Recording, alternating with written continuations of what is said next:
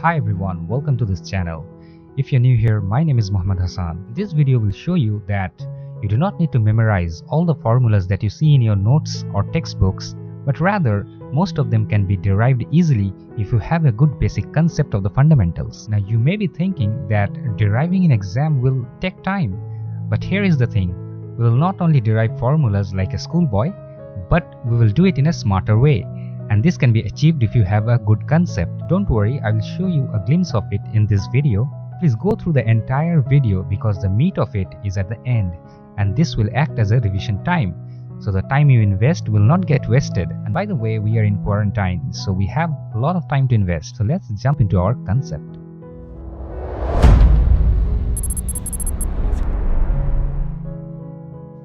So let's see how to find out the time period of any body or object that is performing SHM. But before that, let me explain you the requirements that are necessary for anything to oscillate. The first requirement is elasticity and the second requirement is inertia. Now let me explain this part to you. This is the mean position and the body is here, okay, and these are the extreme position.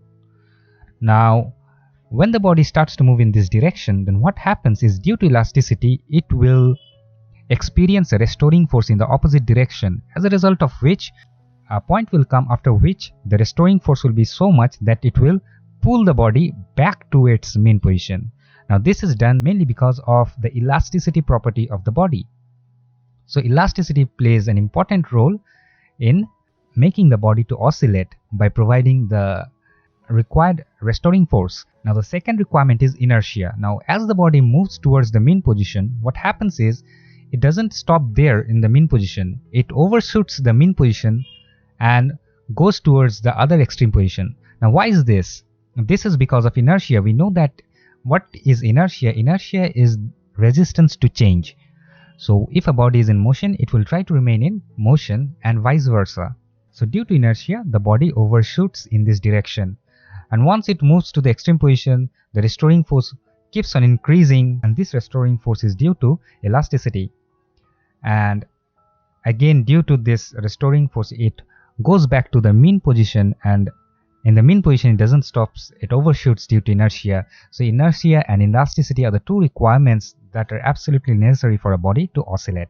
I hope this is clear. Now let's move on. Now once you understand the requirements necessary for oscillation, now you need to understand that SHM is a special kind of oscillation in which the acceleration is equal to minus omega square x. This is the condition of SHM. This is acceleration and this x is displacement. So you can see in which direction we are moving. We are here to find out the time period of SHM. In order to find out SHM, if we can find out the value of omega, we know that omega is 2 pi by t. So if we can find out the value of omega, then we can easily find out the value of time period. And we can see that omega is linked to acceleration. So we need to find out a path by which we can find out acceleration. Once we can find out acceleration, we can then equate this with omega. And once we can equate this with omega, we can easily find out time period. So let's see the steps that are required to find out time period of a body performing SHM. The first step is find the restoring force, which is very important. So you need to find out the restoring force first, then equate this restoring force with MA. Why? Because if we equate this with MA, then we are getting the value of A, which is very important here. Okay. Now once you find out the acceleration, the third thing what you need to do is equate this with the equation of SHM. Because once you equate this with the equation of SHM, you're getting the value of omega. Once you get the value of omega, then we can easily find out the value of time period t, because we know that omega is equal to 2 pi by capital T. Sometime in the question they can ask you frequency. So once you can find out time period, then frequency is nothing but 1 by t, which you have already found out. So these are the steps that you need to perform in order to find out time period of any body that is performing SHM. Okay, so don't worry, I'll put this knowledge to test in the coming example. I hope you have taken down the notes of whatever I've written down on the screen or whatever you see on the screen. If you have written down the notes, then check those 4 points that we have written down in order to find out the time period of anybody performing SHM. So we'll apply those 4 points in order to find out the time period of a simple pendulum. So let's see. First of all, what I've told you is to find the restoring force. Now what will be the restoring force here? Look at the diagram, this diagram, okay? And we can see that this is the mass or the bob of the simple pendulum having length L. Now what do you mean by restoring force? Restoring force is the force that is responsible in bringing the body back to its mean position, okay? That is, it will act in this direction, okay, in order to bring the body to its mean position. This is the mean position. Now if this is the bob, then mg will act downwards. I hope this concept is already known, and this will be one of the component of mg, and let's find out what component it will be, whether it will be cos or sine. Now if this is theta, then this has to be theta because this is actually corresponding angle. So if this is theta, then this will be mg cos theta, and the concept is same as the body sliding on an inclined plane. We break the components of mg in the similar fashion, okay, in the chapter of friction. So we can take this as mg sine theta. Now we can see that mg sine theta is actually, this is the component of mg that is actually pulling the body towards the mean position. So this is actually the restoring force. So we can say that mg sine theta is the restoring force. Now we have written down that with a minus sign. Minus sign indicates that it is pulling back the body, or the direction of force is against the motion of the body, okay? So this is minus. Now look at the second diagram here, okay? There is a small assumption here. The assumption here is that the theta should be small. We can see from the triangle that the theta is small. If theta is small, then in mathematics we know when theta is small, then sine theta is theta, okay? We can write it that theta tends to 0. That is very small. So I've written down minus mg sine theta as minus mg theta. So the first point is done. Now second point was equate restoring force with ma according to Newton's second law. So we have written down that. Once you've written down that, we will find out acceleration. So acceleration becomes minus g. Now we have replaced the value of theta here as x by L. How we got that? Look at this triangle, okay, and see, we know that theta is equal to arc by radius, isn't it? Now from this diagram you can see that arc is x and radius is L. So I've just replaced the value of theta there with x by L. So we got minus g x by L is equal to minus omega square x. Now from where we got minus omega square x? This is actually the condition of SHM, which I have already told you, that you need to replace the value of a with the condition of SHM. Then only you'll get the value of omega. Once you find out the value of omega, just put the value of omega as 2 pi by t and find out t from that equation, and we got that t is equal to 2 pi square root of L by g. This is very important. This will act as the fundamental formula in order to find the time period of simple pendulum in different conditions. So you need to remember this fundamental formula, so that you don't have to derive again and again all these 4 steps, okay? I hope this much is clear. Once this is clear, we will now see what will happen to the time period of the simple pendulum if we put this simple pendulum in different conditions. So we'll analyze that. Now we have gone through the time period of simple pendulum in normal condition, and we got that t is equal to 2 pi into square root of L by g. So this thing we have already learned. So now in different condition, we will see how all these parameters are changing, okay? So this is what we need to see. Now let's see our first condition. The first condition says that when the lift is moving down. So now what happens is the pendulum is kept in a lift and the lift is moving down. So what will happen to the time period? So now let's see. So we know that time period is 2 pi L by g. Now 2 pi is not getting affected, L is not getting affected because L is still length of the pendulum. The only thing that will get affected because of the lift moving down with certain acceleration, okay, with certain acceleration, suppose a, then it will affect this g. Here you need to understand one concept of pseudo force. If you understand the concept of pseudo force, then everything will be easy. So let's see that.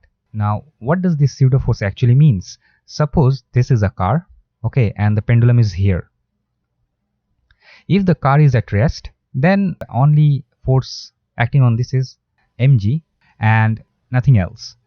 If the car is moving with constant velocity, then also the only force acting on this will be mg. But if the car is moving with certain acceleration, then this pendulum will move or get affected this side due to pseudo force having an acceleration a, and you'll see that in that case you'll see that pendulum will be in this position in equilibrium. Okay, it will just bend in the opposite direction of acceleration. So this is because of pseudo force. If you just understand this, everything will be easy. So anytime a body is moving with acceleration, a pseudo force in the opposite direction of same acceleration will act on the object. This is the concept of pseudo force in a nutshell. So let's see. Now we will apply this concept. Now since this is our pendulum, now mg will be in the downward direction. Now this pendulum is moving along with the lift with acceleration a downwards. A pseudo force of acceleration a will act on this pendulum in the opposite direction, isn't it? So the net acceleration will be very easy, g minus a. G is in the downward direction, a is in the upward direction, so the net acceleration is g minus a. Therefore we can see t becomes 2 pi into square root of L by the net acceleration g minus a. The same thing goes for lift moving up with acceleration a. Now very simple, again this is the bob or the pendulum. It has mg in the downward direction, and now the lift is moving up with acceleration a, and we know that pseudo force acts in the opposite direction in which the body moves. So the pseudo acceleration will be in this direction a.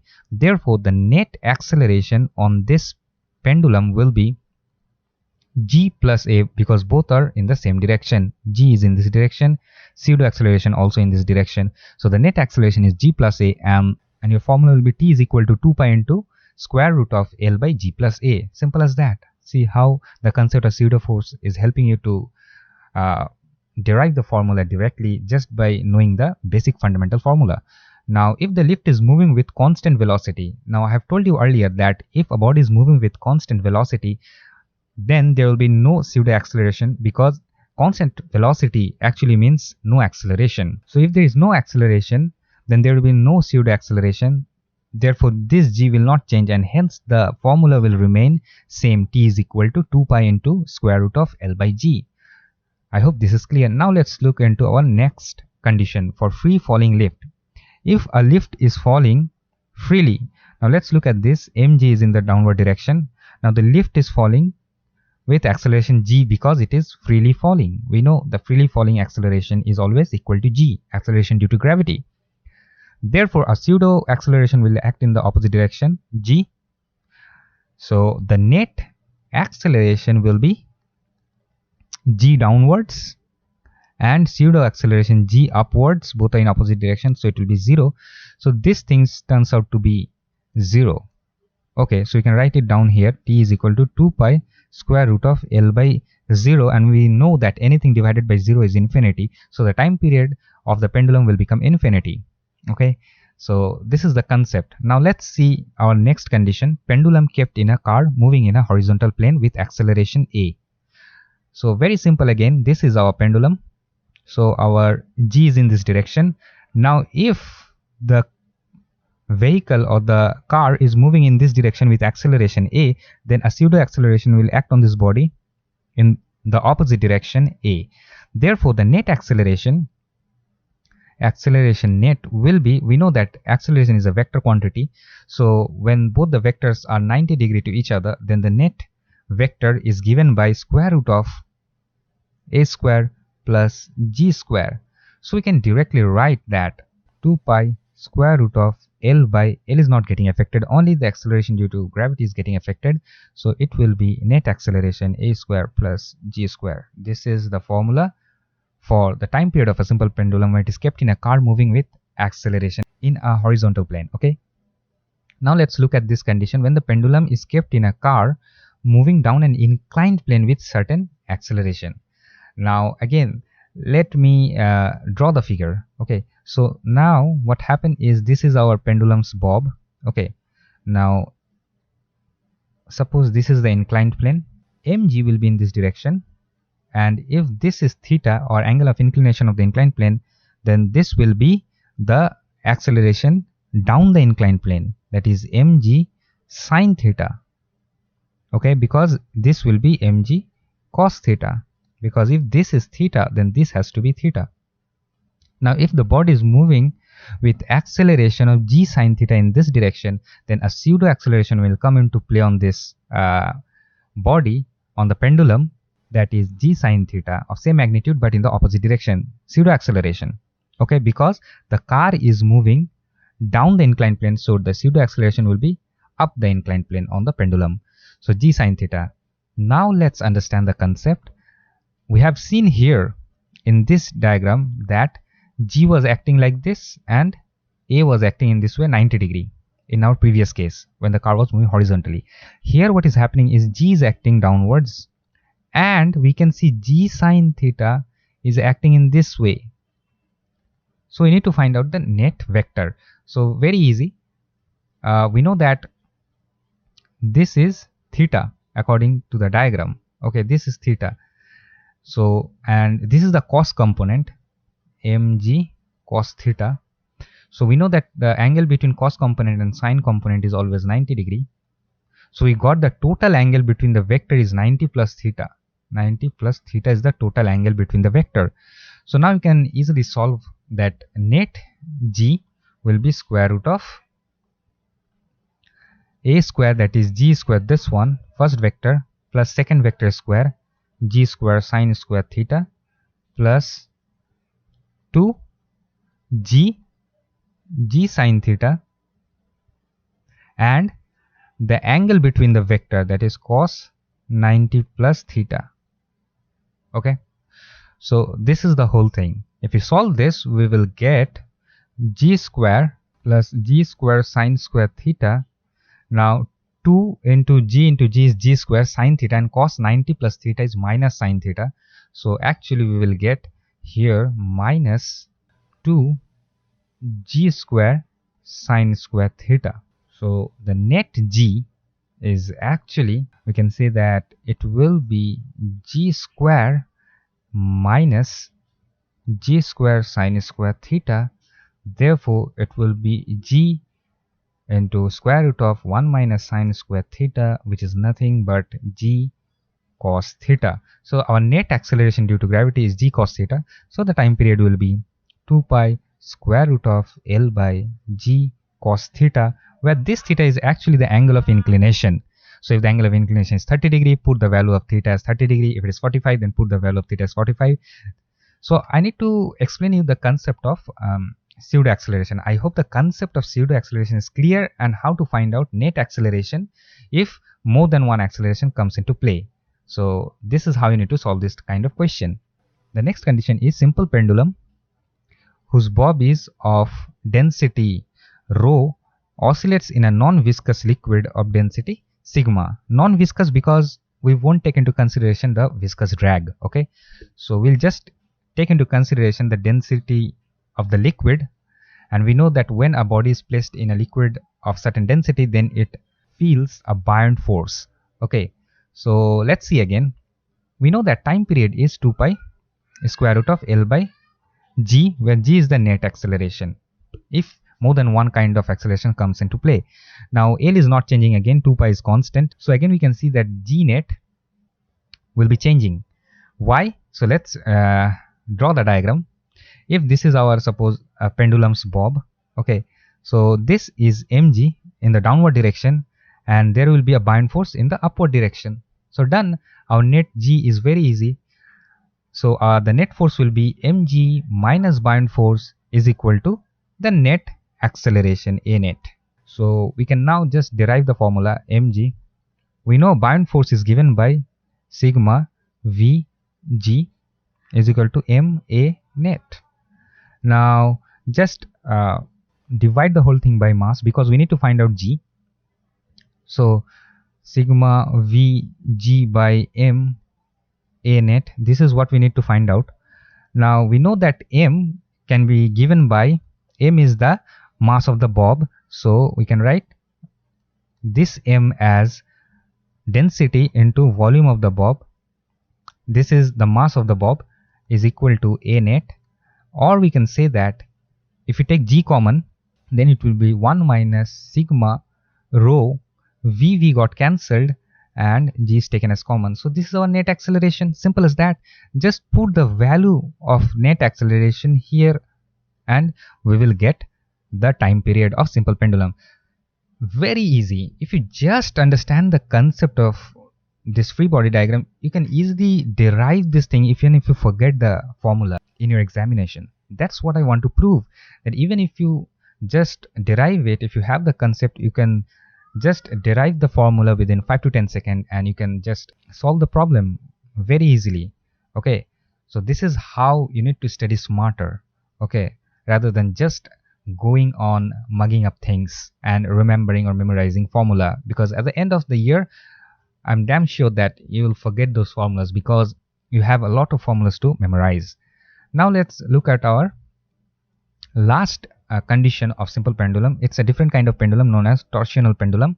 But before understanding the time period for torsional pendulum, we need to understand a concept that is based on spring mass system. So first of all, let's build the concept of finding time period of spring mass system, and then we'll come back to this torsional pendulum. So let's look into that first.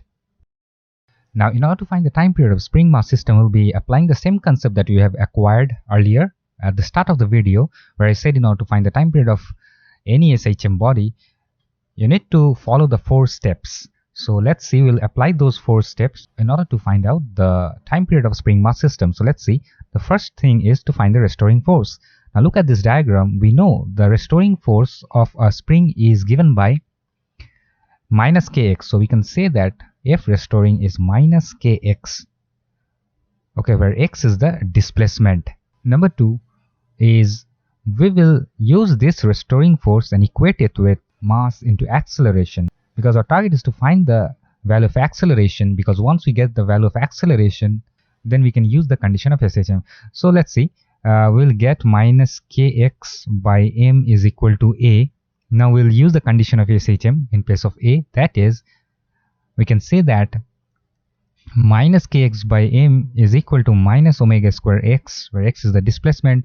So minus minus got cancelled, and in place of omega we'll put omega is equal to 2 pi by t, and if we solve this, then we'll get t is equal to 2 pi square root of m by k effective. I'll explain you why I have written k effective.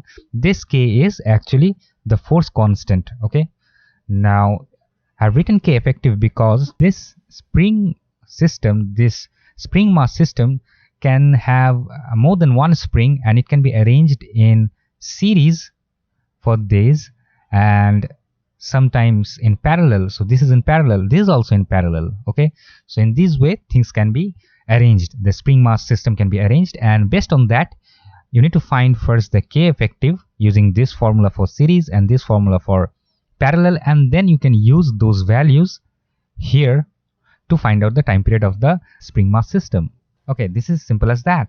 Now you need to understand one concept here, that this k, that is, you say its force constant, is nothing but F restoring per unit displacement. Okay, this is very important concept, and we'll be applying this concept in order to find out some of the time periods of different SHM system. This formula will act as a base. Okay, so one of the formula that I told you to remember was t is equal to 2 pi multiplied by square root of L by G. That was for simple pendulum. That was the basic formula that I told you to memorize, and this formula you need to memorize, that t is equal to 2 pi into square root of m by k effective. Now you'll see that in any question, if mass is given, if you can just find out k effective and put it here, you can find out the time period of that SHM system.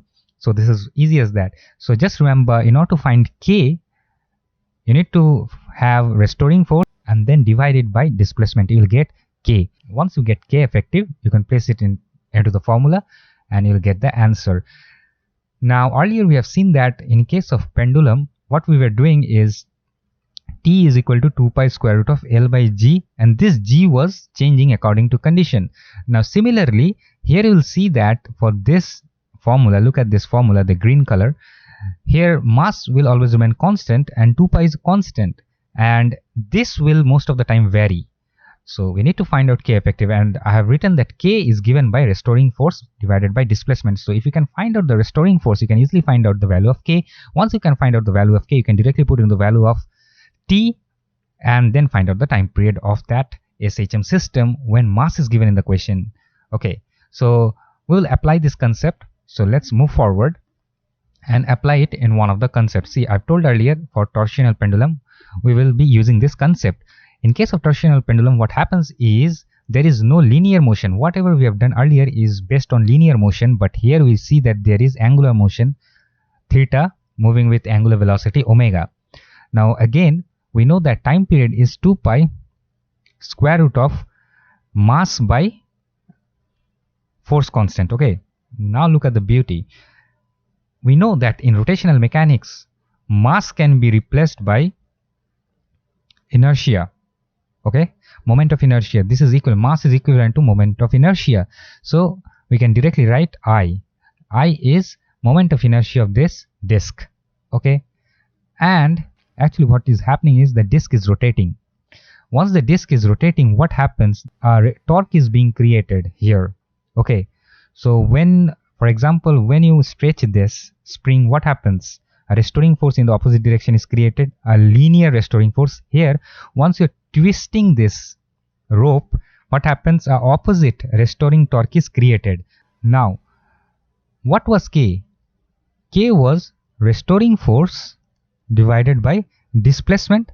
Here, the constant or the force constant or the torque constant in case of angular motion, this is torque constant, this is force constant.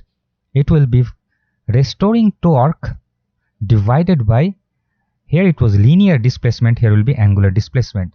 So you need to find out C. Once you can find out C, just put the value of C here and you'll get the formula.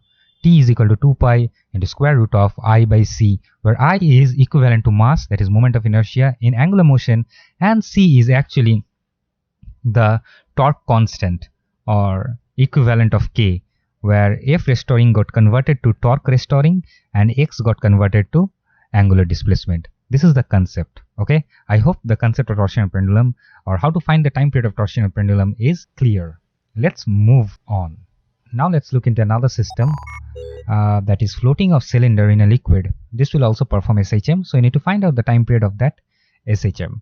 So let's draw this. This is a liquid in which the cylinder is kept like this. Okay, and we have dipped the cylinder this much, as a result of which buoyant force will come into play and it will push this cylinder up and this will start oscillating. Okay, now you need to find out the time period for this oscillation. Okay, so how to do? We have all the concepts that are required to find the time period. So let's see. Let's derive this first formula. As you can see that this has m inside the formula, so we know one of the fundamental formulas in which it has m. The fundamental formula is 2 pi m by K effective.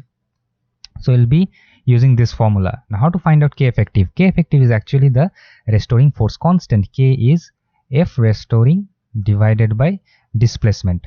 Okay, so let's see. What is the restoring force in this case? The restoring force here is actually the buoyant force.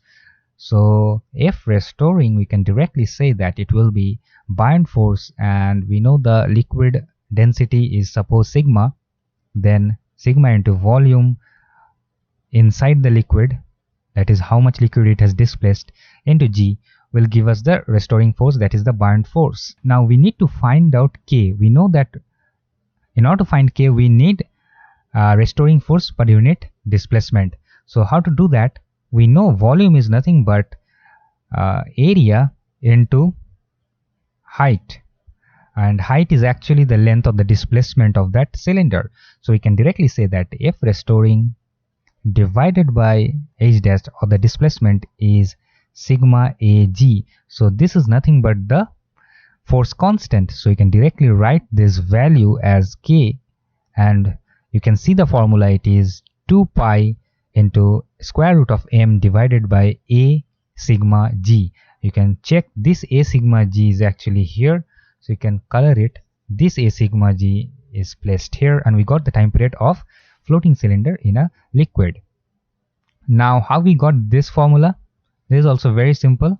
In order to get this formula, what we did is we just replaced m by density into volume. Okay, and volume is written by A into total height.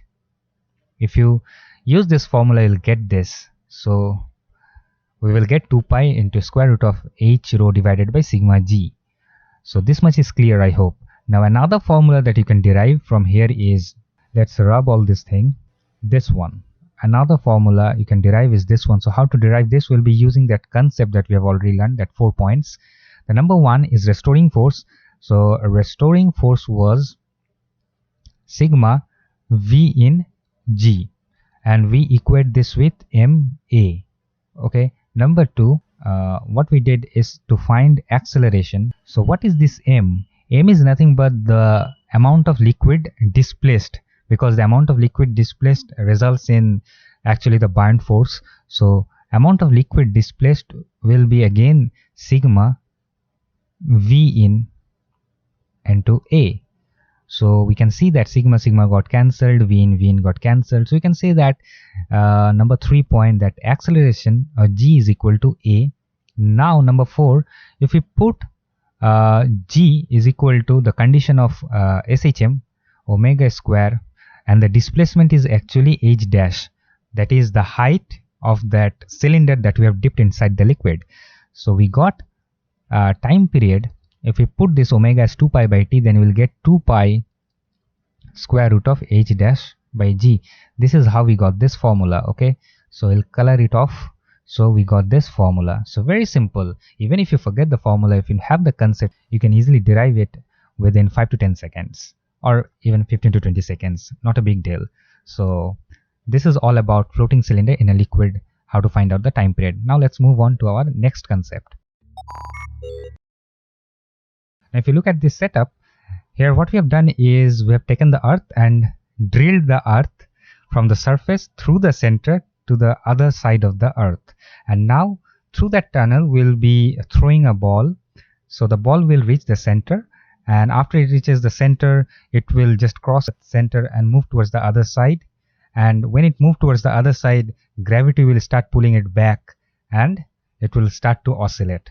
Okay, so we need to find out the time period in this case. So you can see that we have drilled a tunnel through the center of the earth and jumped in. That means we have put an object through it.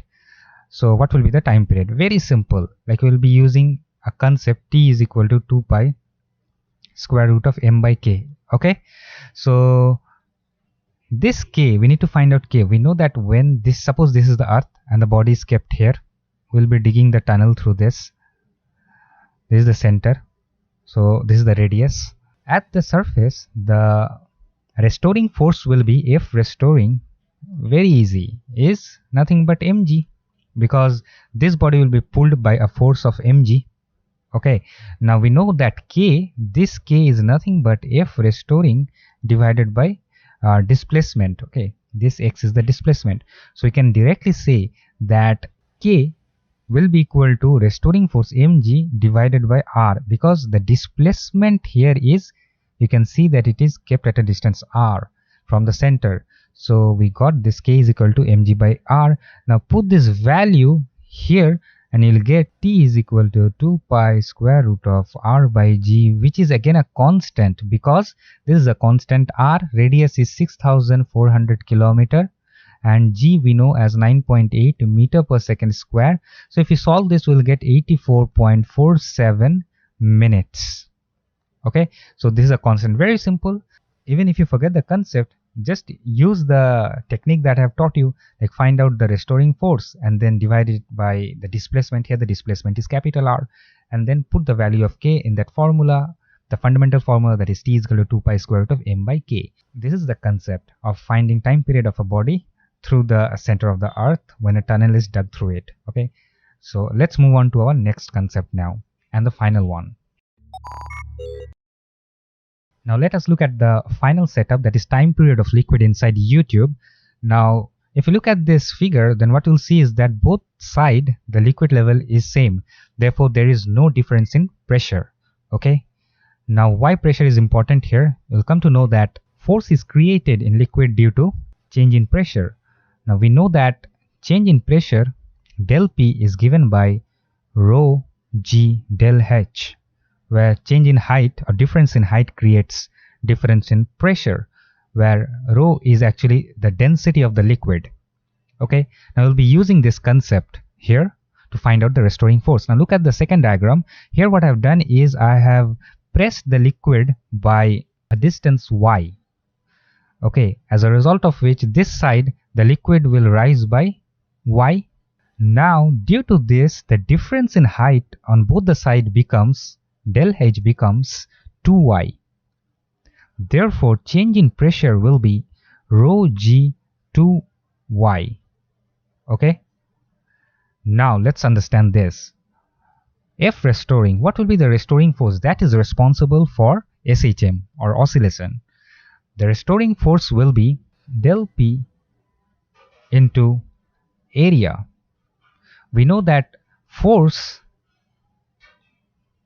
due to pressure is given by pressure into area, since pressure is force per unit area. Okay, we derived the concept from this. So restoring force is nothing but del P into area here. Due to this change in pressure, we get a restoring force. Now things becomes very easy. Del P is, we have already derived rho G into 2y into area. Now we want to find this formula, that is green box formula. As you can see that there is use of mass, so we'll be using our fundamental formula, that is T is equal to 2 pi square root of m by k. We need to find out k. This is actually the force constant, or k is equal to F restoring divided by the displacement. Now the displacement here is, first of all let me write the restoring force, rho G 2y, a, this thing we have already found out, and the displacement I have already told here it is y. So y got cancelled. So you got k is equal to rho G 2a. If you look at this k, we have put the value of k in that formula. So this is same as this part. Okay, let me color it with another. So this value is same as this value which we have substituted there in order to find out the time period of this SHM. Now this is the first formula. The second formula says that T is equal to 2 pi into square root of h by g. How to derive this formula? Let me rub out all this thing. We'll be using, in order to derive this formula, we'll be using those 4 steps that we have already learned. So the first step is find the restoring force, and we have already done that. Restoring force is rho G 2y into a, and we said that this should be equated with ma in order to find acceleration. In our second, let's find the value of acceleration, rho G 2y a, and the mass of the liquid will be, mass is density into volume, and volume can be written as area into 2h. So this becomes mass into area. Okay, why we have written 2h? If you look at this figure, h is height in one side of the liquid when it was in equilibrium, so it has 2 sides, so it becomes, the total length becomes 2h. So this is the formula. Now from here we need to find out a. Now rho got cancelled, 2 got cancelled with 2, a got cancelled with a, so we got a is equal to gy by h. Now once we got the value of a, we'll just substitute this a with the condition of SHM, that is omega square. Now what is the displacement here? The displacement here is y, so gy by h. Y got cancelled. Now in the fourth step, what we will do is substitute the value of omega with 2 pi by t, and if you do that, we'll get 2 pi square root of h by g, where h is the height of the liquid column on one side when it was in equilibrium. So this is how you need to derive the formula. So simple as that. Even if you forget the formula, you can easily derive it by the concept that I've taught you. So I know this video was quite lengthy, and I haven't created lengthy videos earlier, but I need to show all this concept in a single shot. I'm sure that if you go through this video, any questions based on time period, if it is asked in NEET, then you can easily solve them without any problem. Okay, this is all for this video. If you enjoyed this video, then please give it a thumbs up. And if you haven't subscribed to this channel, then please consider doing so. Till next time, enjoy your studies and build your concept, and I will catch you all in my next video. Bye bye.